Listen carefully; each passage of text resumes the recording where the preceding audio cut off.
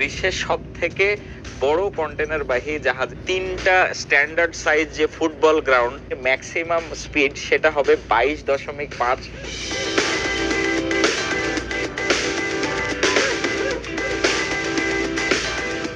আসসালামু আলাইকুম। জাহাজের কন্টেনারের সাথে আপনারা কম বেশি সবাই পরিচিত। বিশ্বের যে কয়েকটা বড় বড় কন্টেনারবাহী জাহাজের কোম্পানি আছে তার মধ্যে উল্লেখযোগ্য হচ্ছে MSc, সিএমএসসি, GM, OCL, marks line. এই কোম্পানিগুলো গত 17 মার্চ 2023-এ একটা নতুন জাহাজ লঞ্চ করেছে এমএসসি, যেটা এখন বিশ্বের সবথেকে বড় কন্টেনারবাহী জাহাজের জায়গা দখল করে নিয়েছে। এই জাহাজটা সম্পর্কে আজকে আমি আপনাদেরকে একটু বিস্ময়কর কিছু তথ্য দেই। তার আগে আপনারা যারা দেখছেন কাইন্ডলি আমার পেজটা যদি একটু ফলো করেন তাহলে ভালো লাগবে, আবার একটু মনে করে দিলাম।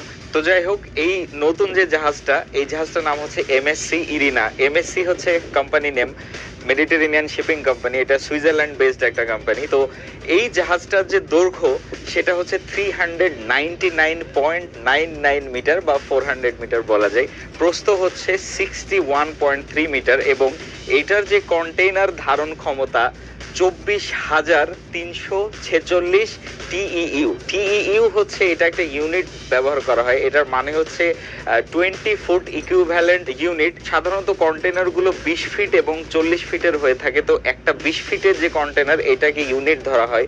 24,346 টিইইউ মানে হচ্ছে এইরকম 20 ফিটের কন্টেনার এই জাহাজটা এই পরিমাণ ক্যারি করতে পারে। 24,346টা কন্টেনার ক্যারি করে একটা জাহাজ। Can you imagine?